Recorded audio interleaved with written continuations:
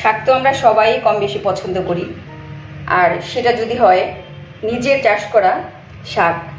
বাজারে তো আজকাল নানান রকমের শাক পাওয়া যায়, কিন্তু নিজে বারান্দা বাগান বা ছাদ বাগানে যদি কিছু শাক নিজের হাতে চাষ করে সেটা খাওয়া যায়, তাহলে সেটার মজাই আলাদা। মন প্রাণ একেবারে শান্তিতে ভরে যায় বা একদম তৃপ্তিতে ভরে যায়। তো হ্যালো প্রিয়ন, আসসালামু আলাইকুম। নোটস কিচেন থেকে আমি নাসরিন নূর আপনাদের সবাইকে স্বাগত জানাচ্ছি। আমার আজকের রেসিপি শাক ভাজি। তো এটা আমার ছাদ বাগানের শাক, আমি নিজেই চাষ করি, নিজেই ছাদ থেকে তুলে এনে আমি এটা ভাজি করেছি। তো আমি কিভাবে ভাজি করেছি সেটাই আপনাদের সাথে আজকে আমি শেয়ার করব। তো আমার রেসিপিটি যদি আপনাদের কাছে ভালো লেগে থাকে তাহলে আমার ভিডিওটিতে লাইক, কমেন্ট এবং শেয়ার করবেন এবং আমার চ্যানেলটি সাবস্ক্রাইব করবেন। তো চলুন মূল রেসিপিতে চলে যাওয়া যাক। শাক ভাজির জন্য আমি এখানে কিছু শাক নিয়েছি, এগুলো আমার ছাদ বাগানের শাক। তো এখানে কিছু কলমি শাক আছে, কিছু পুঁই শাক আছে, আবার কিছু এখানে সেচি শাক আছে। এই যে ছোট ছোট শাক, এগুলোকে সেচি শাক বলে। সবগুলোকে শাক আমি এখন একসাথে ভাজি করব। তো আমি শাকগুলোকে, বৃষ্টির সিজনে শাক যেমন খুব ভালো গ্রোথ হয়, শাক দেখতে খুব সবুজ হয়, আবার যখন শীত আসতে শুরু করে তখন শাকগুলোর পাতা একটু একটু হলুদ হয়ে যায়, শাকের তেমন একটা ভালো গ্রোথ হয় না। আমি এগুলো অনেকক্ষণ ভিজিয়ে রেখেছি। শাকের ভিতরে বালু, মাটি, বিভিন্ন পোকামাকড় থাকে, ভিজিয়ে রাখলে সেগুলো চলে যায়। তো আমি ভালো করে শাকগুলোকে ধুয়ে পরিষ্কার করে নিয়েছি। এগুলো আমি এখন কেটে নিচ্ছি।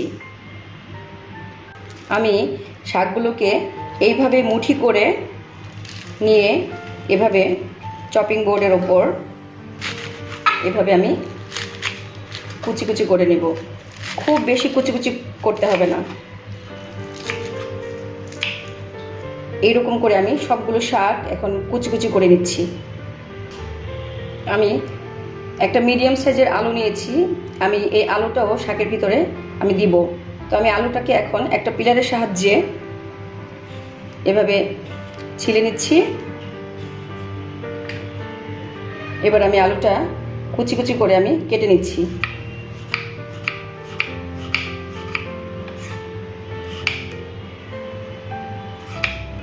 আলুগুলোকে একেবারে আমি চিকন চিকন করব না, একটু একটু মোটা, খুব বেশি একদম চিকনও না, খুব বেশি মোটাও না। আলুটাকে আমি ঠিক এভাবে করে আমি কুচি করে নিয়েছি। খুব বেশি চিকনও না, আবার খুব মোটাও না।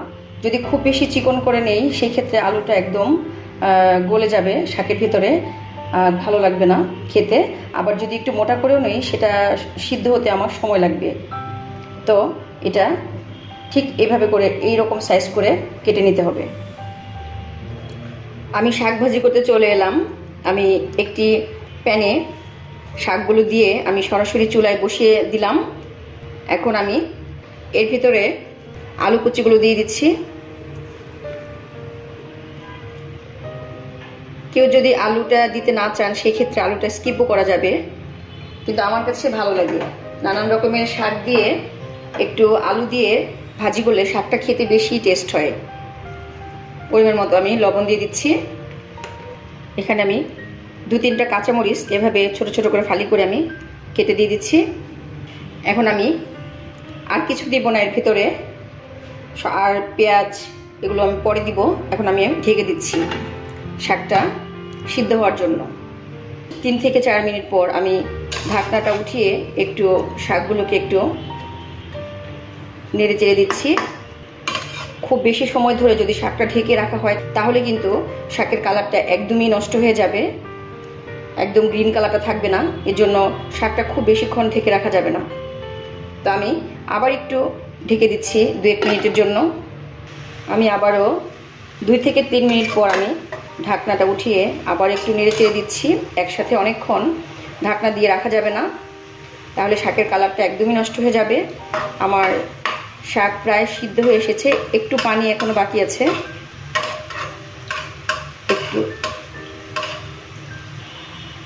আবার একটু ঢেকে দিচ্ছি অল্প কিছুক্ষণের জন্য। আবারও আমি 3 থেকে 4 মিনিট পর আমি ঢাকনাটা তুলে শাকটা একটু নেড়ে চেড়ে দিচ্ছি। শাকের একদম নিচের পানিটা পুরোটাই শুকিয়ে গিয়েছে। এখন আর আমি এটাকে ঢেকে দিব না। এটা যদি আমি এখন ঢেকে দিই তাহলে শাকের কালারটা একদমই নষ্ট হয়ে যাবে এবং নিচটা একদম পুড়ে যাবে। শাকটা কিন্তু লো হিটে সিদ্ধ করতে হবে। চুলার আঁচটা একদম লো থেকে মিডিয়ামে রেখে আস্তে আস্তে শাকটা সিদ্ধ করতে হবে। ঢাকনা দিয়ে হাই হিটে শাকটাকে সিদ্ধ করা যাবে না। যদি হাই হিটে সিদ্ধ করি সেই ক্ষেত্রে শাকের ভিতর থেকেও যে একটা পানি বের হবে সেটা খুব দ্রুত শুকিয়ে যাবে এবং শাকটা সিদ্ধ হবে না ভালোভাবে। শাকটা খেতেও ভালো লাগবে না, সফট লাগবে না এবং শাকটা একটু খসখসে লাগবে। শাকটা খেতেও খুব একটা বেশি টেস্ট হবে না। এর জন্য লো থেকে মিডিয়ামে রেখেই শাকটা এভাবে করে সুন্দর করে সিদ্ধ করে নিতে হবে। তা আমার শাকটা খুব সুন্দরভাবে সিদ্ধ হয়ে গিয়েছে, শাকটা অনেক সফটও হয়েছে। তা আমি এখন এটাকে ফোড়ন বা বাগার দিব। শাকটা ফোড়ন বা বাগার দেওয়ার জন্য আমি একটি প্যান বসিয়ে দিয়েছি। এখন আমি প্যানের ভিতরে তেল দিয়ে দিচ্ছি। আমি প্যানে পরিমাণ মতো আমি তেল দিয়ে দিয়েছি। এবার রসুন কুচি দিয়ে দিচ্ছি একটু। শাকে একটু রসুন কুচি একটু বেশি করে দিতে হবে। শাকে রসুন কুচি বেশি দিলে শাকটা খেতে ভীষণ টেস্ট হবে। একটু পেঁয়াজ কুচি দিয়ে দিচ্ছি। 2টা শুকনো মরিচ আমি এভাবে হাত দিয়ে ভেঙে দিয়ে দিচ্ছি। মরিচটা আস্তেও দেওয়া যায়, কিন্তু আমার কাছে একটু ভেঙে দিলে খেতে বেশি টেস্ট হয়, শাকটা একটু ঝালঝাল হয়। পেঁয়াজ, রসুন এবং শুকনো মরিচ এগুলোকে আমি একটু ভালো করে ভেজে নিচ্ছি। এই ফোড়ন বা বাগারে কিন্তু শুকনো মরিচটা অবশ্যই দিতে চেষ্টা করবেন। এটা দিলে শাকটা খেতে ভীষণ টেস্ট হবে। আমি এর থেকে বেশি আমি ভাজবো না, তাহলে কালচে হয়ে যাবে। এখন আমি শাকগুলোকে এর ভিতরে আমি দিয়ে দিচ্ছি।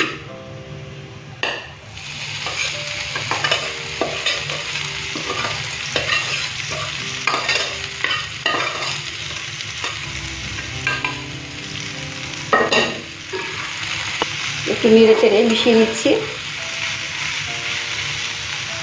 তো হয়ে গেল আমার শাক ভাজি। দেখেন আমার শাকের কালারটা কতটা সুন্দর। এর থেকে যদি বেশি সময় ধরে ভাজি সেই ক্ষেত্রে কিন্তু শাকটা এরকম গ্রিন কালার থাকবে না। শাকটা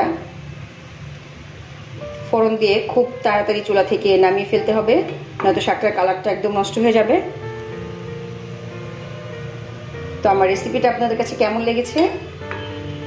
ভালো লাগলে একটা লাইক, শেয়ার এবং কমেন্ট করবেন এবং আমার ফেসবুক পেজটি অবশ্যই ফলো করবেন এবং আমার ইউটিউব চ্যানেলটি সাবস্ক্রাইব করবেন। আজ এ পর্যন্তই। আল্লাহ হাফিজ।